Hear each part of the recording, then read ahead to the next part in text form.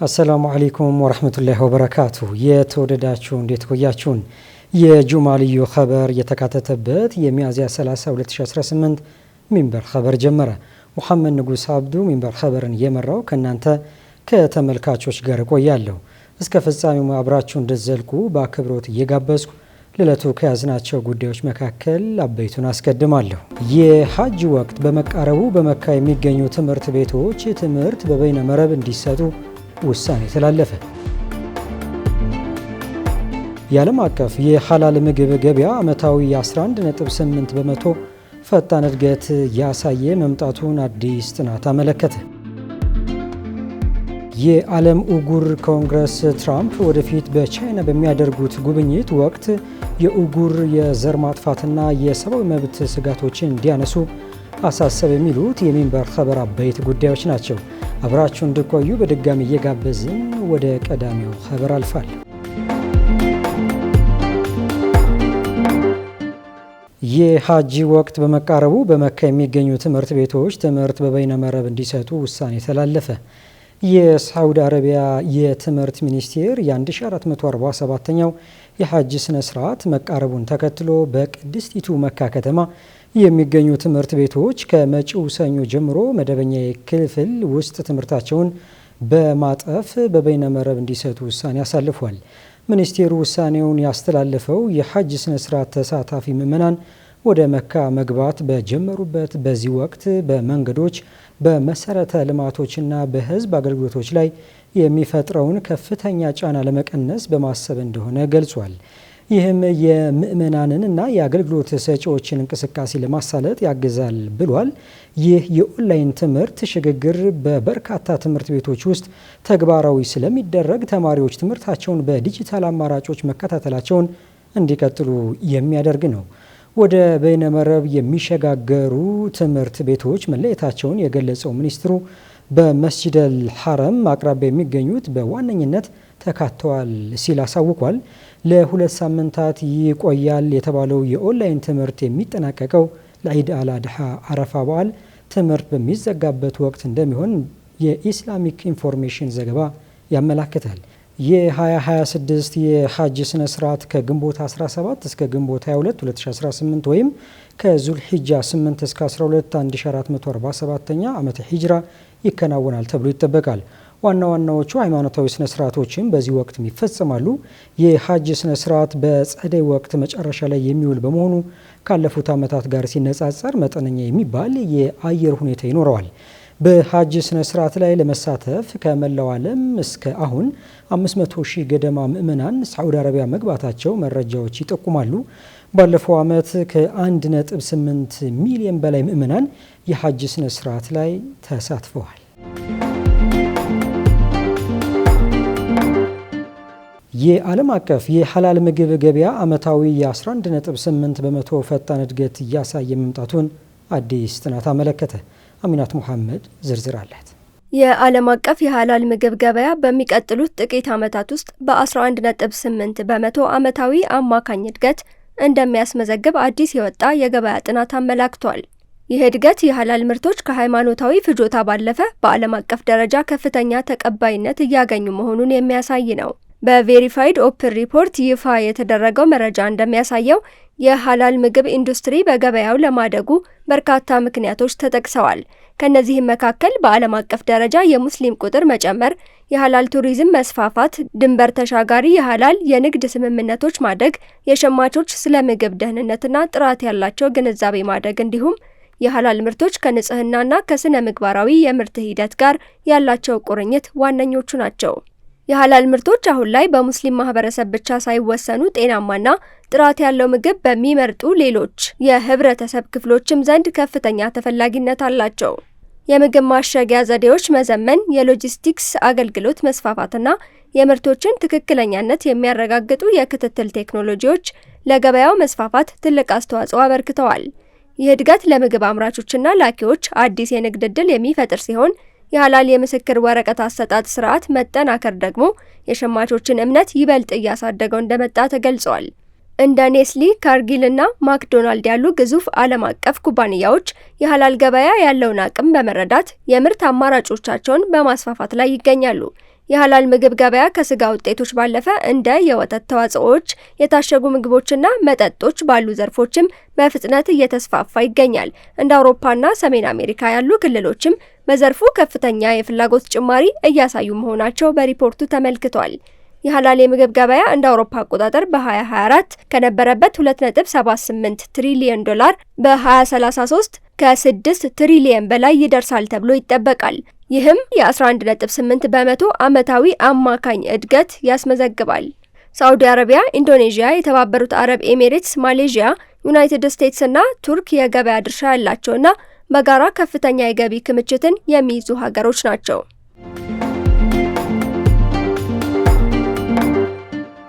የአውሮፓ ህብረት የቻይናን የብሔራዊ አንድነት ህግ በቲቤታውያንና ሆይጉሮች ላይ የሚያሳድረውን ተጽዕኖ መመርመር ጀመረ። የአውሮፓ ህብረት የፓርላማ አባላት ቤጂንግ ተግባራዊ ለማድረግ እየሰራች ያለውን የብሔራዊ አንድነት ህግ በቲቤት፣ በሆይጉር እና ሌሎች አናሳ ማህበረሰቦች ላይ የሚያሳድረውን ተጽዕኖ ለመመርመር የሚያስችል ልዩ የችሎት መድረክ አዘጋጅተዋል። የአውሮፓ ፓርላማ ችሎቱን ያካሄደው ቻይናን የብሔራዊ አንድነት ህግን በመጋቢት ወር በ439 ከፍተኛ ድምፅ ያጸደቀውን ታሪካዊ ውሳኔ ካወገዘ በኋላ ነው። የህብረቱ የሰብአዊ መብቶች ንዑስ ኮሚቴና ከቻይና ህዝባዊ ሪፐብሊክ ጋር ስላለው ግንኙነት የሚሰራው ልዑክ በጋራ ባካሄዱት የችሎት መድረክ ላይ የተናገሩት የልዑክ ሰብሳቢ ኤሮግሎ ይህ የብሔራዊ አንድነት ህግ በቲቤታውያንና በኡይጉሮች ላይ ታይቶ የማይታወቅ ጫና እንደሚፈጥር ተናግረዋል። በተለይም ህጉ እንደ ሆይጉር ያሉ አብላጫ ሙስሊም ያለባቸው አናሳ ማህበረሰቦች በግዳጅ እንዲዋሃዱ ለማድረግ እንደ መሳሪያ የሚያገለግልና ድርጊቱ በአደገኛ ሁኔታ እየተባባሰ መምጣቱንም ያሳያል ብለዋል። የአምነስቲ ኢንተርናሽናል የቻይና ዳይሬክተር ሳራ ብሩክስ በበኩላቸው አዲሱ ህግ የቻይና መንግስት በአናሳ ብሔረሰቦች ባህላዊና ማህበራዊ ህይወት ላይ ያለውን አጠቃላይ ቁጥጥር ህጋዊ ማዕቀፍ የሚሰጥ እንደሆነ አስጠንቅቀዋል። በመድረኩም የአውሮፓ ህብረት አባል ሀገራት በጋራ በመሆን ህጉን የሚያወግዝ መግለጫ እንዲያወጡ ተጠይቋል።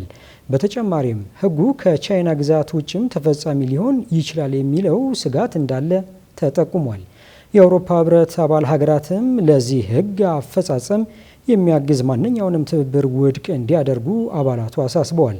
የአውሮፓ ህብረት በህብረቱ ስምምነቶች እና ቻርተሮች ውስጥ የተካተቱትን የባህል፣ የቋንቋና የሃይማኖት ነጻነቶችን ጨምሮ መሰረታዊ የሰብአዊ መብቶችን ለመጠበቅ ያለውን ቁርጠኝነት አረጋግጧል። በማዕከላዊ ቲቤት አስተዳደር መረጃ መሰረት የፓርላማ አባላቱ ቤጂንግ በሰብአዊ መብት ጥበቃ ዙሪያ የገባቸውን ዓለም አቀፍ ቃል ኪዳን እንድታከብር የጠየቁ ሲሆን ህብረቱ ከቻይና ጋር ባለው የዲፕሎማሲ ግንኙነት ጫና እንዲፈጥር ጥሪ አቅርበዋል። በተመሳሳይ ኸበር የዓለም ሆይጉር ኮንግረስ ትራምፕ ወደፊት በቻይና በሚያደርጉት ጉብኝት ወቅት የኡይጉር የዘር ማጥፋትና የሰብአዊ መብት ስጋቶች እንዲያነሱ አሳሰበ። የዓለም ሆይጉር ኮንግረስ የዩናይትድ ስቴትስ ፕሬዚዳንት ዶናልድ ትራምፕ በሁለተኛው የስልጣን ዘመናቸው ለመጀመሪያ ጊዜ ወደ ቻይና በሚያደርጉት ጉብኝት ወቅት የኡይጉር የዘር ማጥፋት ጉዳይን እንዲያነሱና ቻይና በሰብአዊ መብት ረገጣዎች ላይ ግፊት እንዲደረግባት አሳስቧል። እንደ ድርጅቱ መግለጫ ከሆነ ፕሬዚዳንት ትራምፕ ከጉብኝቱ በፊት እንደ ብርቅዬ ማዕድናት፣ የኤሌክትሪክ ተሽከርካሪዎችና ሌሎች ድርጅቱ ከኡይጉር የግዳጅ ስራ ጋር ግንኙነት አላቸው ከሚላቸው ዘርፎች ጋር በተያያዘ ከቻይና ጋር ያለውን ትብብር ለማስፋት ፍላጎት እንዳላቸው አመልክተዋል። ኮንግረሱ በመግለጫው ፕሬዚዳንት ትራምፕና የአሜሪካ መንግስት ይህንን ጉብኝት ቀጣይነት ያለው የኡይጉር የዘር ማጥፋት በማለት ለገለጹት ድርጊት ቻይናን ተጠያቂ ለማድረግ እንደ አጋጣሚ እንዲጠቀሙበት ጠይቋል። ድርጅቱ አክሎም ዩናይትድ ስቴትስ በታሪክ ለኡይጉር ጥያቄ ድጋፍ በመስጠት ረገድ ግንባር ቀደም ሚና ስትጫወት መቆየቷንና በጥር 2021 የአሜሪካ የውጭ ጉዳይ ሚኒስቴር የቻይና እርምጃዎች የዘር ማጥፋት መሆናቸውን በይፋ መወሰኑን አውስተዋል።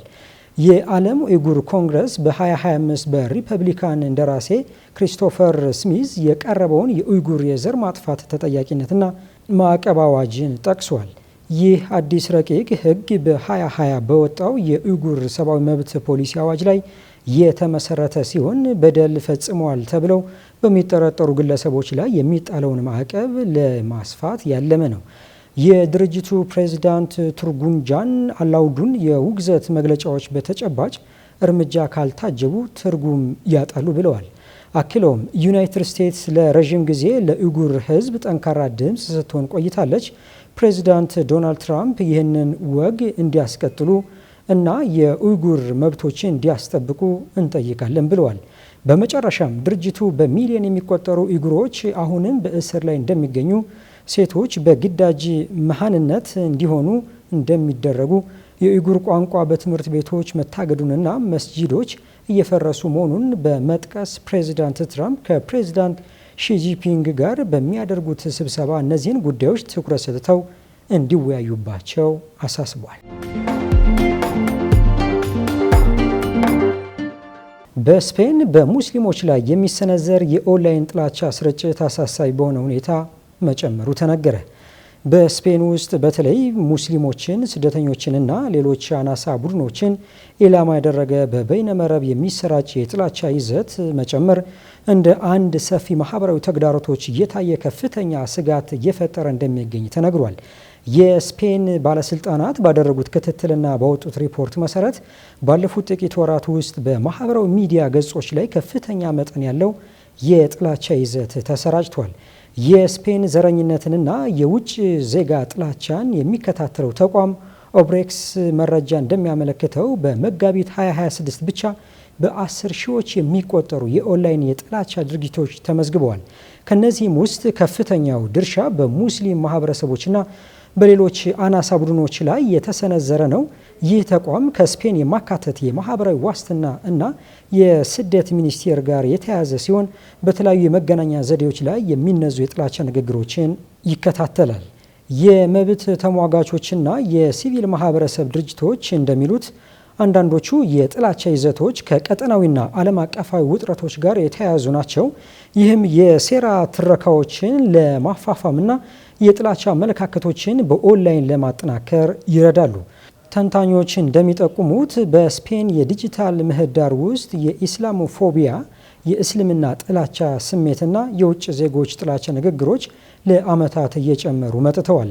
እንደ ቲክቶክና ኤክስ ያሉ የማህበራዊ ሚዲያዎች አንዳንዶቹን አጸያፊ መልእክቶች ቢያጠፉም ባለስልጣናትና አክቲቪስቶች የጥላቻ ንግግሮች አሁንም በፍጥነት እየተሰራጩና አሳሳቢ ማህበራዊ ችግር ሆነው መቀጠላቸውን ይከራከራሉ። የስፔን መንግስት የጥላቻ ንግግሮችን በተሻለ ሁኔታ ለመከታተልና ለመዋጋት የሚያስችሉ መሳሪያዎችንና ተነሳሽነቶችን ያስተዋወቀ ሲሆን ይህም ጎጂ ይዘቶች በአልጎሪዝም አማካኝነት እንዲባዙ መደረጋቸውና በቂ የሆነ የይዘት ቁጥጥር አለመኖሩ በህዝቡ ዘንድ እየፈጠረ ያለው ስጋት የሚያንጸባርቅ ነው።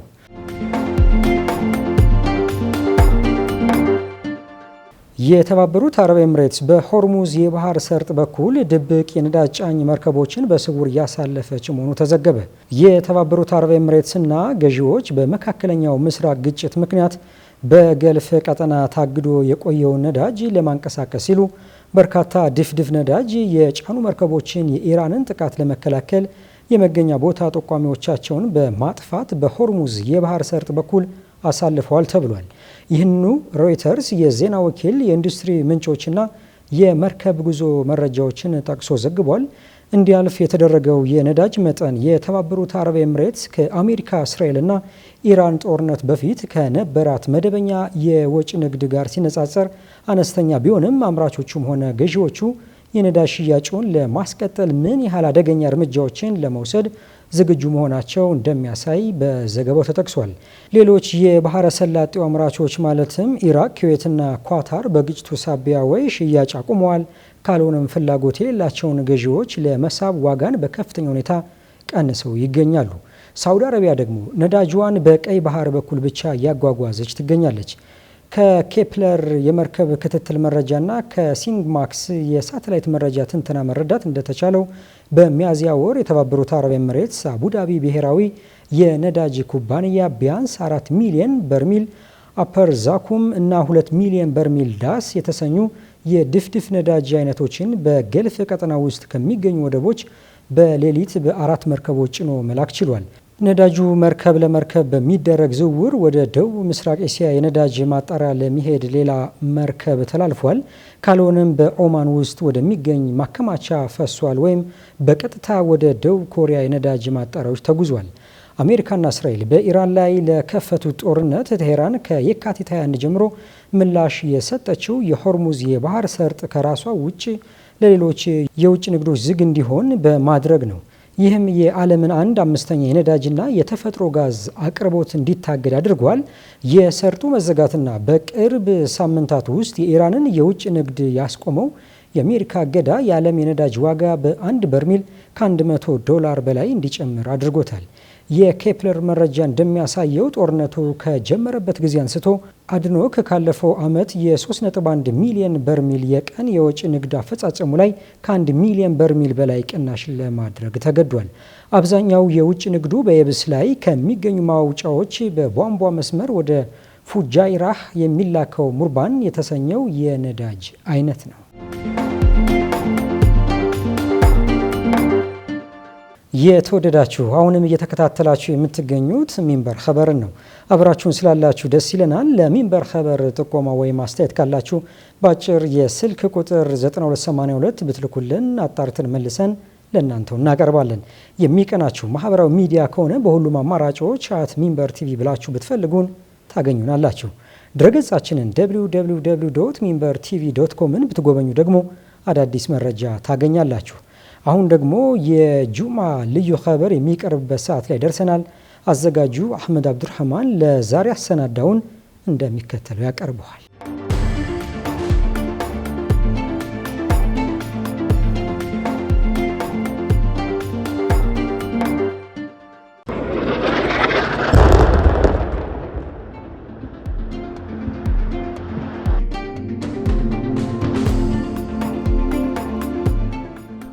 አንድ ዓመት ወደ ኋላ እንመለስ። ሚያዝያ 29 2017 ጉዳዩ የሆነው በጋዛ ነው። በዚህ ቀን አማል ሶበይህና ጋዜጠኛው ባለቤቷ የህያ ሶበይህ ሶስተኛ ልጃቸውን እየጠበቁ ነበር። የህያ ጠዋት 12 ሰዓት ላይ አማል የምጥ ስቃይ ሲበረታባት ወደ ሆስፒታል ይዟት ሄደ። እናት ከባሏ ጋር በአንድነት ሆስፒታል እንደደረሰች ዶክተሮቹ በአስቸኳይ በቀዶ ጥገና መውለድ እንዳለባት ቢነግሯትም ከዚያ ውጭ ያለው የወሊድ ሂደት ግን በሰላም ተጠናቀቀ። ይህን ጊዜ ቤተሰቡ ፍጹም ልዩ የሆነ ቀን አሳለፈ። ወሊዱ ፈጣን ነበር፣ ሕፃኗም ጤነኛ ነበረች። ሁሉም ሰው ደስተኛ ነበር። አባት የህያ ደግሞ ይበልጥ በደስታ ሰከረ። ልጁን አቅፎ ቆንጅየዋ ልዕልት መጣች እያለ ለሁሉም ሲናገር ታየ።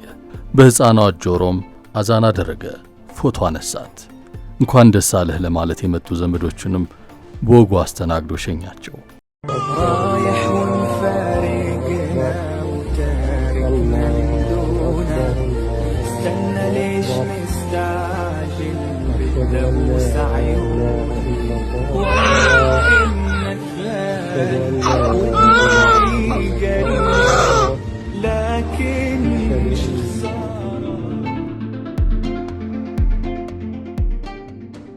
ከባለቤቱና ከአዲሱ ልጁ ጋር በርካታ ሰዓታትን ካሳለፈ በኋላ ለባለቤቱ ለጥቂት ጊዜ ወጣ ብዬ አሁኑኑ እመለሳለሁ ብሏት ከቤት ወጣ።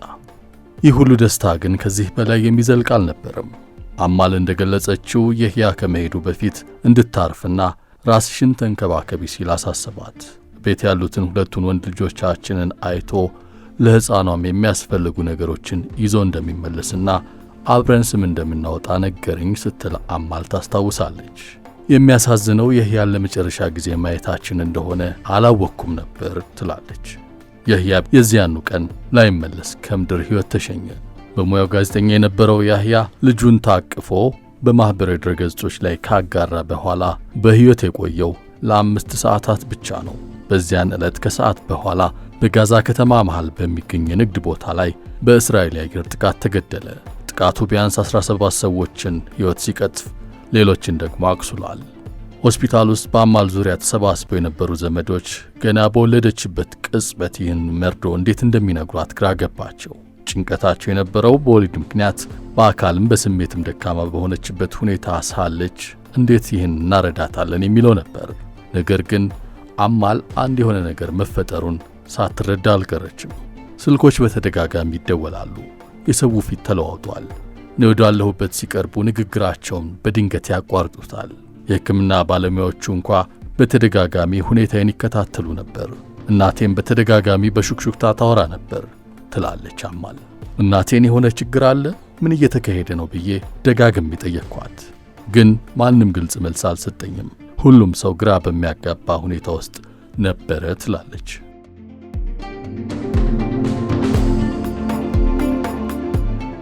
ነገሩ ያላማራት አማል ስልኳን አንስታ ወደ ባለቤቷ ደወለች። ከ15 ጊዜ በላይ ደወልኩለት፣ ግን በፍጹም አልመለሰልኝም። ይህ ደግሞ የሱ ጠባይ አልነበረም። ሁል ጊዜም ወዲያውኑ ይመልሳል፣ ወይም ደግሞ ቢያንስ መልእክት ይልክልኝ ነበር ትላለች። ስለ ሁኔታው ስታስታውስ ምን እንደተፈጠረ ያወቀችው ግን ኢንተርኔት ስትከፍት ነበር። አማል ከእንባ ጋር እየታገለች ታስታውሰዋለች። ጋዜጠኛ የህያ ሶበህ ልጁን በተቀበለ በ5 ሰዓቱ ተገደለ የሚለው ዜና ወዲያውኑ ፊቴ ላይ መጣ አለች።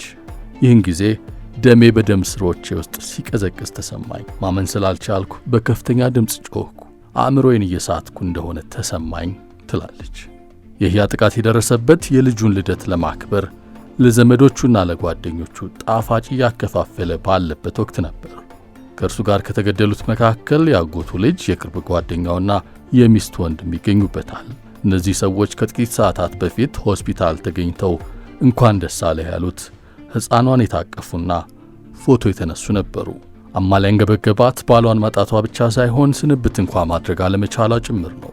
ምክንያቱም ከቀዶ ጥገናው ገና ስላላገገመች ለሰዓታት አልጋ ላይ ተኝታ ለመቆየት ተገዳ ነበር። ለመጨረሻ ጊዜ ባየሁት ብነካው ብሰናበተው ተመኝቼ ነበር፣ ግን አልቻልኩም አለች ለጋዜጠኞች። አማል ቀደም ሲል ወንድሟን ሚስቱንና 3 ልጆቻቸውን እንዲሁም እህቷንና 4 ልጆቿን በእስራኤል ጥቃት አታ ነበር። የህያ ከሞተ በኋላ ያለፉትን 12 ወራት ግን ይበልጥ የሐዘን ስትል ትጠራቸዋለች። ያለፉትን ወራት በአንድ ብቻ ሳይሆን በሁለት ጦርነት ውስጥ እንዳለፈችም ትናገራለች። አንደኛው ወታደራዊ ግጭት ሲሆን፣ ሁለተኛው ደግሞ ልጆቿን ብቻዋን ለማሳደግ የምታደርገው ትግል ነው። የህያ በሥራው ምክንያት በማንኛውም ጊዜ ሊገደል እንደሚችል ደጋግሞ ቢነግራትም የእርሱ ድንገተኛ መለየት ግን አማል ፈጽሞ ያላሰበችውን እውነት እንድትጋፈጥ አድርጓታል። ጋዜጠኛ ተገደለ የሚል ዜና በሰማሁ ቁጥር ደነግጥ ነበር፣ ግን እሱን አጠዋለሁ ብዬ በጭራሽ አልገምትኩም ነበር ብላለች።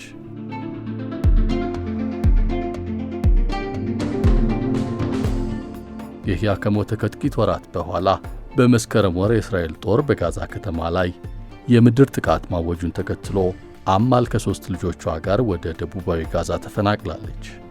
ስትፈናቀል አራሷ ልጅ 4 ወሯ ብቻ ነበር። የአባታቸውን አለመኖር ለመረዳት እየታገሉ ያሉ 2 ትንንሽ ወንድ ልጆችም አሉ። መጠለያ ፍለጋና በድንኳን ውስጥ በአስቸጋሪ ሁኔታ ውስጥ መኖር ያለውን ስቃይ የተጋፈጠችው ከነዚህ አበቦች ጋር ነው። የህያ የድጋፍ ምንጭ ድንቅ ባልና አባት ነበር። እርሱ ባለበት ወቅት በጦርነት ውስጥ እንኳ ምንም አይጎድልብንም ነበር ትላለች። በረሃብ ወቅት ለልጆቹ የሚሆን ምግብ ይፈልግና የቻለውን ሁሉ ይከፍላል። በእንደዚህ አይነት ሁኔታ ውስጥ እርሱን ማጣት ሊገለጽ የማይችል ህመም ነው ትላለች። አሁን ግን ቀስ በቀስም ቢሆን አማል ለልጆቿ እናትም አባትም መሆን እንዳለባት ተረድታለች። ምንም እንኳን ሐዘኗ ቢበረታም የባሏን መንገድ ለመቀጠል ወስና እርሱ ይሰራበት በነበረው የሚዲያ ተቋም ውስጥ መስራት ጀምራለች። የባለቤቴን መልእክት ለማስቀጠል ለራሴም ሆነ ለልጆቼ ጠንካራ ለመሆን ሞክራለሁ ትላለች ልጆቿን አቅፋ።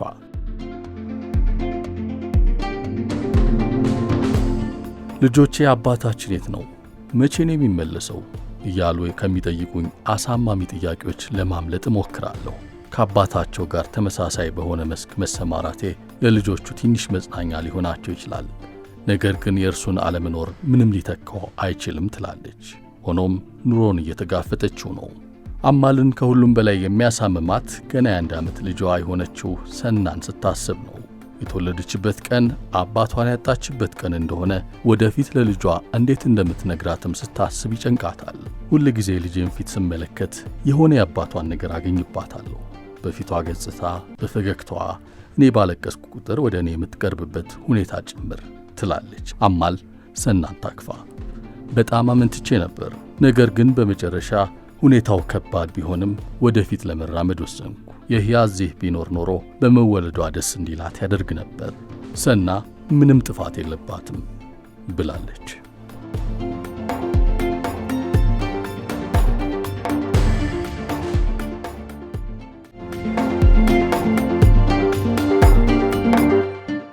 ውድ ተመልካቾች ለዛሬ ያዘጋጀነው የሚንበር ኸበር በዚሁ ተጠናቀቀ። እኔ ሙሐመድ ንጉስ አብዱ አብሬያችሁ ቆየው። ወሰላሙ አለይኩም ወራህመቱላሂ ወበረካቱ።